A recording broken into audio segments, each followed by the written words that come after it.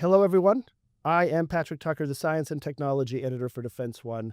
Joining me today is Admiral Pierre Vandier. He is the head of Transformation Command, Allied Transformation Command at NATO, and we're going to talk about everything that's happening now within NATO to bring new technologies online, artificial intelligence, new drones, new counter-drone systems, create an entirely new defense industry within Europe and within the United States to increase deterrence in order to help a unified NATO continue to project power and also work with new tools that are relevant to today's conflicts in order to deter them. So, Admiral Vandier, thank you so much for joining me today. Hi, Pat.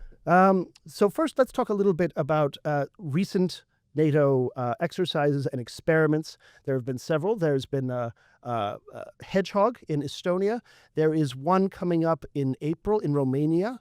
What are your expectations and your goals for the future experiments and exercises, particularly in Romania? And what was the most important takeaway from Hedgehog? If you haven't caught the news on Hedgehog, this was an exercise where Ukraine participated with in helping NATO forces understand how far behind they are on certain new tactics around drones and counter-drone warfare. And while it did expose that particularly U.S. forces have some catching up to do, it was an incredibly valuable exercise because that is why exercises happen. So in terms of the upcoming Romania exercise, what are your hopes? And what did you take away from Hedgehog when this happened? There has been a lot of buzz about the exercise, about NATO not being prepared for the new conflicts. This is Hedgehog, yeah. Yeah, and so I think this buzz is useful because it shows that the people are waiting something new, and we need a shift in the way we train. During decades, we were trained to train the plan. Plan is the first thing that dies in a conflict. No plans resist to the first contact with the enemy. And we were training the people to be qualified, which is normal, but not sufficient. Today, we are shifting from this training that still exists to another one, which is train to fight, train to success.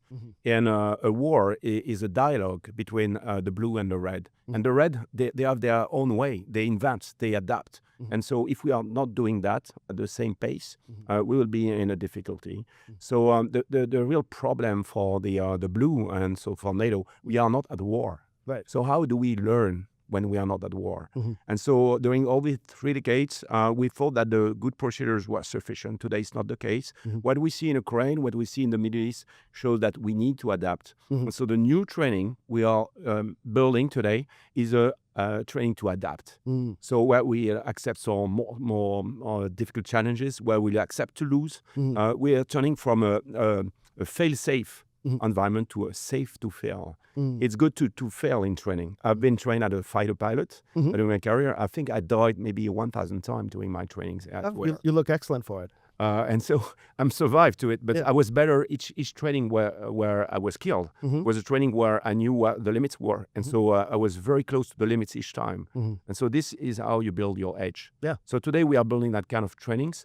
The one you are speaking about in Romania will be the first time at NATO scale that we will test the counter-US systems.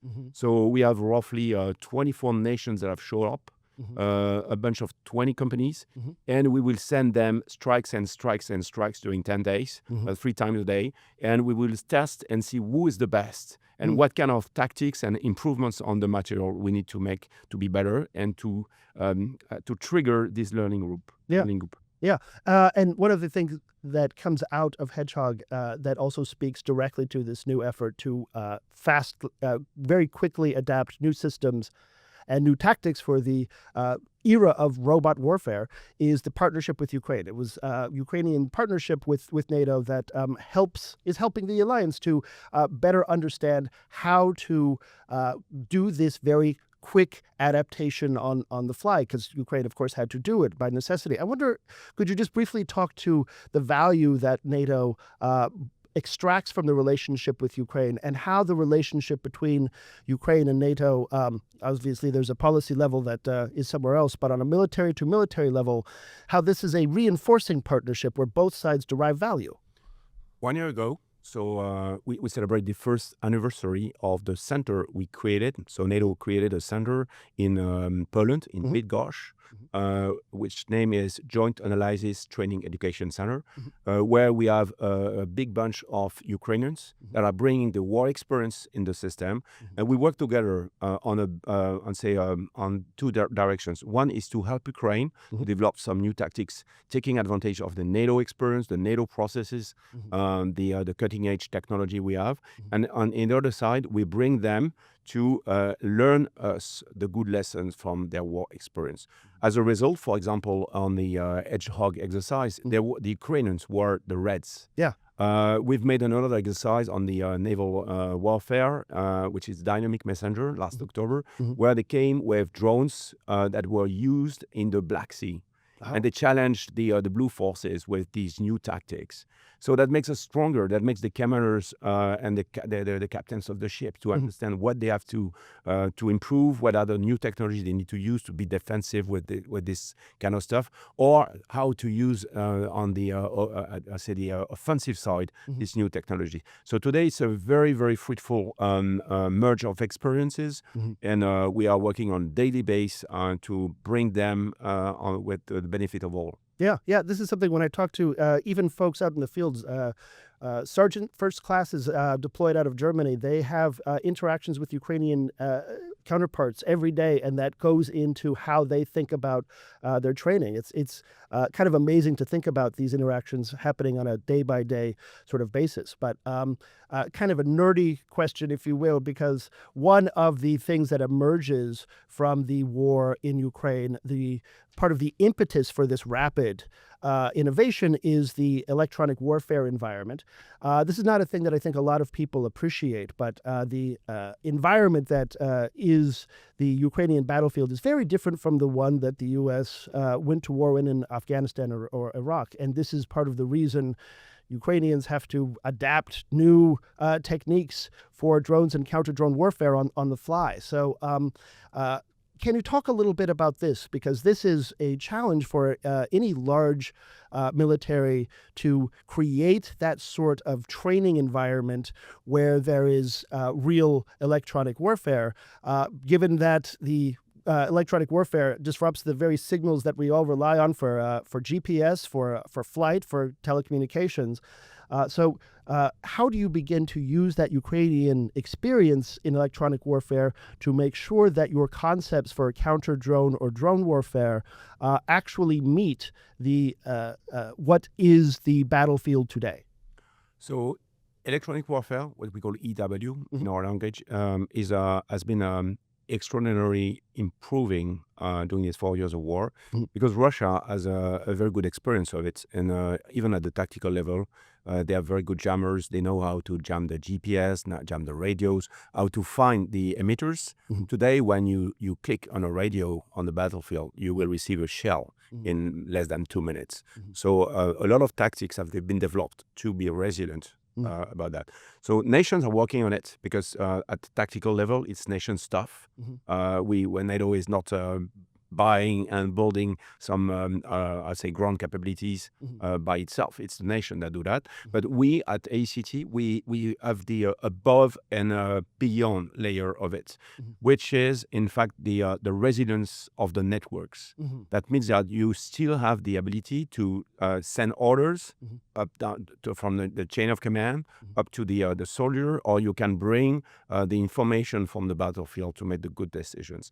So that means that today we need to build resilient networks that will use space, that will use fiber optics, that will use 5G, and so a lot of technologies that will merge to give this resiliency of the network, to be sure that we can still have this back and forth flow of data with the battlefield. So that is our job, and we are working hard. We have an exercise once a year, which name is DIBAX. So it's digital backbone exercise, where we work with the cutting edge technology, with the good, with the companies, the 5G companies as Nokia or Ericsson, and we build the future of the networks.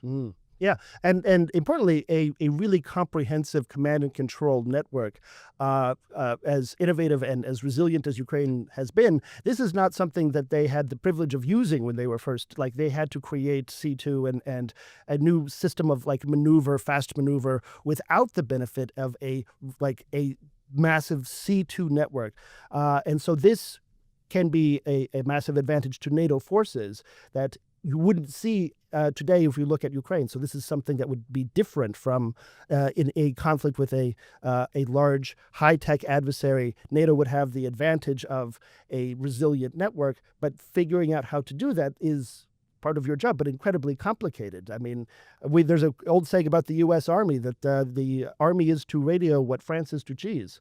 So, like, how do you do that where you have variety of militaries? They are all up to NATO standard, but creating a resilient C2 in the face of high-tech electronic warfare.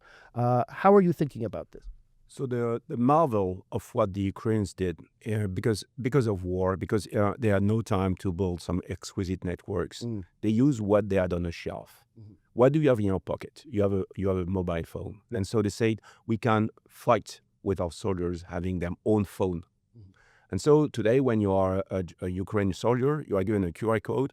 With this QR code, you access to an app store, and you will receive all the apps you need to do your job on your own phone. So you will have air warnings, you will have logistics, you have target engagement. They invented a Uber-like targeting loop, where you receive targets as a driver. A Uber driver will receive some demands from people that want to be conducted. Oh, fascinating. And so today, the demonstration of Ukraine, they demonstrated that with the given technology, with the computer you have on your desk, in fact, we can make war at very high speed and be confident on the fact that we will not be intercepted or too late, and that we can update the softwares at the rhythm your phone is updated. Yeah. So this is now the demonstration, what I call the technological depth we've built in the last 20 years. Today, you have more tech on your desk than in your pocket than on military desk. Yes. And so Ukraine will trigger this adaptation in the IT. We were working hard on it. It's going on cloud technologies. It's using space telecoms on 5G.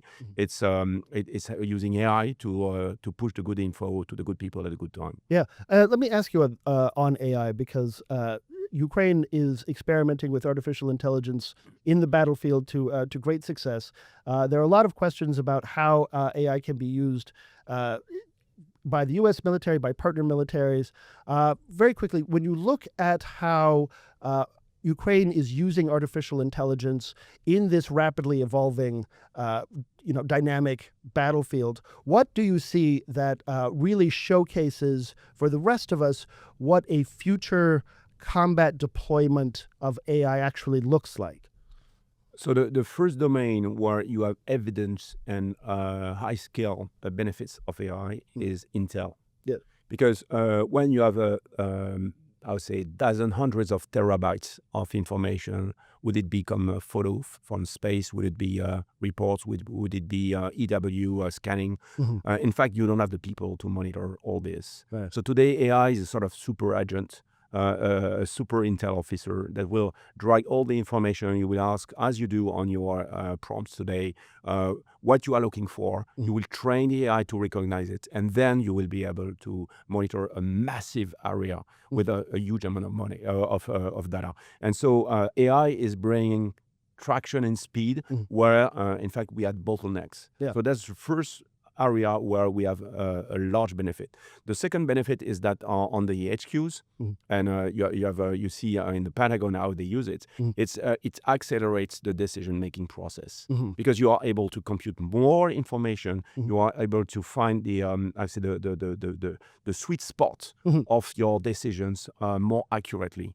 So you make more rapid and more accurate decisions. Yes, and I understand, looking back in August, that NATO is now going to integrate Maven Smart Systems, Palantir's the contractor, into the Joint Combined Warfare Center.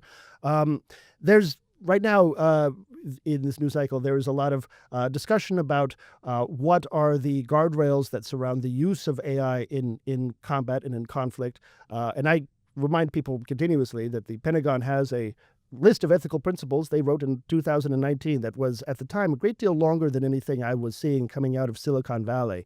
But the U.S. and across NATO, could you speak just a little bit to what are the principles and guidelines that NATO uses to ensure safe application of AI, even for decision making, but also increased effectiveness? How do you think about safety in AI? So it's a great question. You have a first question, which is about the C2, command and control. I think nobody wants to build a system where we lose control. When you have a troop, when you have soldiers, you give orders and you want them to be fulfilled. And so it will be the same with AI. You don't want AI to play with you and to do something which you don't want. So we need to build the guardrails that makes the AI doing what you want to do and not beginning to do I'd say unexpected things and to take decision for you. So C2 is one area where we need to take care. The other area, and I think it's a much more complex one, is the cognitive effect of AI. Because in fact, the amounts of data you are dealing with make difficult to understand what's going on. So you will use the mediation of AI to understand what's going on, and you may be flown by AI. You know, the perception of reality may change with this, and your brain may misunderstand what's going on. So we need to be very cautious to that, because the more you use AI, the more you will use your brain in a different way. Yeah. And so be able to have some oversight to be able to make some critics to what you receive from AI, and to be sure you are not flown by a sort of false presentation of the things. It's something we need to take care of. It's why AI is very connected to cognitive warfare. Yes. To the enemy and to ourselves. Yes. I think this is a very good point. And is this something that operators within NATO can train to train to a better understanding of how to partner with AI? Because it's going to be a factor on the battlefield, regardless of whether the NATO forces or allied forces adopt it or not. Then it will simply be used against them. So they must train to it. How do you begin to think about this? So we need to think that we are not the only ones to use AI. The enemy is doing that too. You remember DeepSeek with this sort of Sputnik moment? Yeah. So it's a race. So we need to, I was with the military committee in Stavanger last week. We had that kind of discussion. I was saying, okay, we need to ride the horse. Because you want to master the horse, it's not admiring it. Yes. Will make you riding a horse. You need to, if you want to control the horse, ride it. So we are in a hurry today to use these technologies to understand what kind of guardrails you need to make. But so back to the cognitive domain, I would just explain you what I'm thinking about. A month ago, we made a test with two bunch of 7 officers. We gave them a package of documents, and the 2 packages were the same info but at a different order. And so we gave them, we say, okay, make a brief and give us your decision regarding the package. And in fact, the fact that the 2 packages were in a different order make them take different decisions. And so it's what cognitive warfare is about. And so we need to take care about how we use these tools to be sure that the decisions we take are the best one and not being dragged by some cognitive bias. Yeah. This is a very tricky thing, that an area of warfare and training that has never existed before that now must be created. But fortunately, whenever I talk to operators, they across militaries, they all say the exact same thing, that they're not anxious for the deployment of artificial intelligence that relieves them of responsibility. They actually like to have control over what's happening. It's just a matter of building trust, and that's a thing that is built. But no, they're not looking to relinquish control or authority to a system that is not accountable to them. That's actually a nightmare when you talk to most operators that I do. So it's something that's sort of left out of the political discussion, I think, a little bit. But I wanted to talk to you, because we are talking about drones and drone warfare. Obviously, NATO has no part in current Middle East the Operation Epic Thunder, or anything that's going on right now in the U.S., between the U.S., Iran, etc. But one of the things that marks this conflict is the high use of Shahed drones, which, of course, is also what Ukraine is contended with. When you look at, for instance, the partnership that has emerged between Russia and Iran, and the fact that U.S. forces now are dealing with the same type of drone that Ukrainian forces are dealing with. And in fact, thanks to Ukrainian partnership, U.S. forces have a clone of the Shahed, the Lucas drone, which they are also sending to the adversary. When you look at that partnership that has emerged between Iran and Russia, and you look at the potential partnership between Iran, Russia, and China, what do you think is the best way to contend with growing relationships between non-NATO powers, some more adversarial than others? It's a terribly difficult thing to balance, especially given the unique roles they all play in China, electronics, Russia, oil, Iran, I'm not sure, oil. But how do you think about contending and deterring in an environment where Russia, China, Iran, other non-democratic states are having new partnerships for? So when you look at all these three countries are rearming themselves since more than 2 decades. They've been very smart in the way they did it because they studied our weaknesses. And so what was their key findings? They saw that we had limited stockpiles. We had some very exquisite performance, but limited numbers of big weapons. And so they tried to overplay, to overturn us. And so Shades is a good example where when you do the math, you know that you may win with that kind of stuff. Yeah. Today, you produce one Patriot for 500 Shades. Yeah. So that is a ratio. So you will never win a war against Shades with Patriots. Yeah. That doesn't happen. Yeah. So we need to find something else. And the fact that the Lucas was rebuilt in US to be sent back to Iran is a good news because it shows that what is war? War is a constant adaptation. So you can't make it with Patriots. You invent something that makes the thing and you retaliate the defense. So what we do with the CUS in Romania is exactly that. We want the cheapest way to fight cheap threats. So the Shahid is roughly $50,000 per machine. We need to find something which is if it could be 10 times cheaper. Yeah, and then we will win this race because what is new, I think, in this confrontation between all these big nations is today you have first the magazine depth. And second, you have the industry horsepower. That means that you need to rely on an industry that is able to ramp up and to scale with the level of the threats. And so we thought that we had a small industry. We thought that we could also outsource worldwide our supply chains. Yeah. This is the end of it. Yeah. Yeah, and on this industry innovation, this is a very key point because NATO, the alliance, has committed to a massive increase in spending. Everyone agrees that it's a good idea among NATO members to put more of their individual budgets towards defense. It's going to be, I think I looked at the numbers, an additional $1 trillion a year in defense spending across European NATO allies by 2030 or so. Like, we don't know what 800. Yeah. For the EU, it represents 800 billion a year. Yeah. Yeah. And, you never know, but maybe some startups will come along and increase the national budget so it gets larger because et cetera, et cetera. But on this, one of the longtime sort of critiques of NATO is that individual nations buy from their own contractors, and so that doesn't contribute to joint deterrence in a way that really reflects modern threats. When you look at what is necessary now in terms of getting the partners all aligned on a strategy of fast innovation, drones and counter-drone technology that quickly evolves. We were talking just a moment ago about interceptors. And Ukraine, of course, has developed its own interceptor against Shaheeds that actually is beneath the price point. Understanding that you aren't the person that writes the checks for everything. How do you go about ensuring that the additional defense spend that NATO members are allocating does go to the technologies that are going to be most relevant, including potentially, of course you're not here to say, but potentially Ukrainian interceptors or things like that? How do you make sure that NATO spending is now aligned against the actual threat and is out of the past? That is the greatest question, because it's not because you pour money in the system that you will win. We have pretty good examples. Remember the Vietnam War against the Viet Cong. You compare the budget.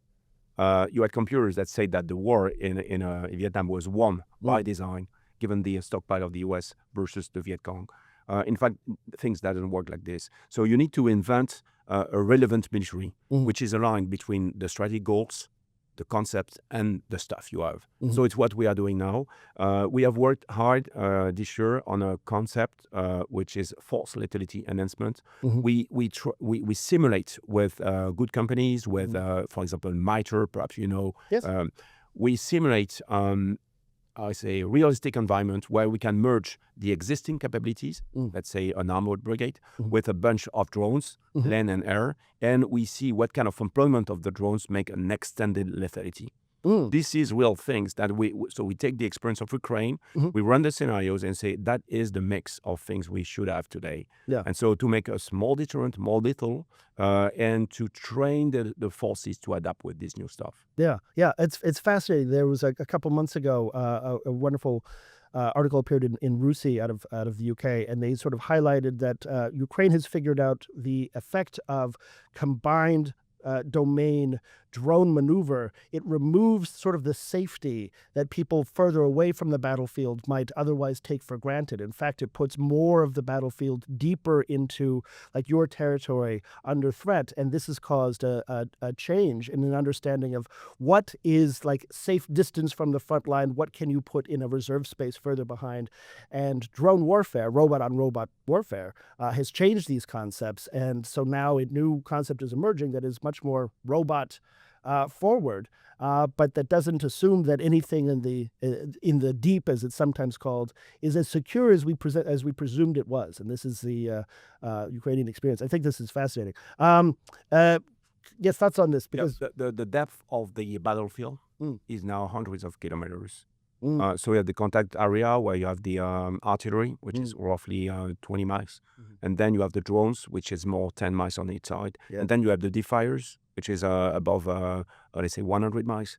And so today it's a dead zone. The figures are just astonishing. Yeah. The Ukrainians, they kill 30,000 Russians a month. Yeah. It's a toll which is the equivalent of World War I. Yeah. So you see, the war with robots is not necessarily less painful. No. It's more lethal. Yeah. And so it's why we work on lethality, because the taxpayers today, they need bang for the buck. Yes. They need to be sure that all the money, 3.5% of the GDP is a lot of money. So they need to be ensured that we will win with this money. Yeah. And not just make some good figures, say, okay, we've done well because we spend a lot of money. Yeah. Yeah. And this is the value of talking about exercises like Hedgehog, because this has a deterrent effect that I think a lot of folks don't realize on autocratic governments, because China and Russia, Vladimir Putin and Xi Jinping, they know what propaganda looks like. They make it for themselves. So if you can come out and say, we had an exercise, we learned some gaps, we partnered with the Ukrainians, they kind of kicked our butt, and we're ready to go back. This has more deterrent effect than a lot of people realize. Yeah. Yes. This is exactly, it's very important what you say, because short of war, we need to be deterrent. And the way we train has two purposes. One is to make us better, and the second is to make the adversary recalculate. That already happened during the Cold War. When you have good concept, they will say, we will not win with this, and we need to invent something else. Yeah. So if you create adaptation loop on the enemy, because what you do, what you train, then you win time. We need this time. Yeah. We don't want to go to war. Yeah. We need to make them recalculate every day. Yeah. And so we're doing it.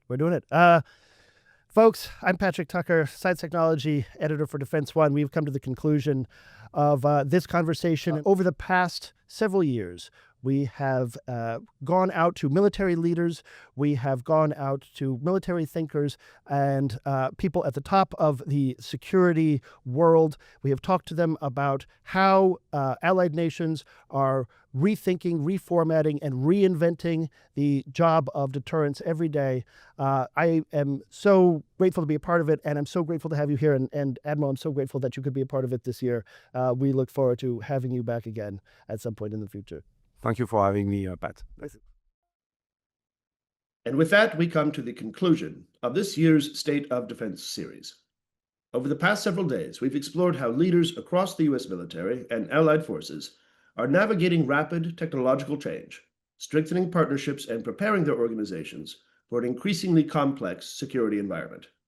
I want to thank all of our speakers for sharing their perspectives and expertise, and thank you, our audience, for joining us throughout this series. We'll be sharing the on-demand recordings shortly, so you can revisit these conversations or share them with colleagues who may find them valuable. For Defense One, I'm Science and Technology Editor Patrick Tucker. Thank you for tuning in, and we hope we'll see you again soon.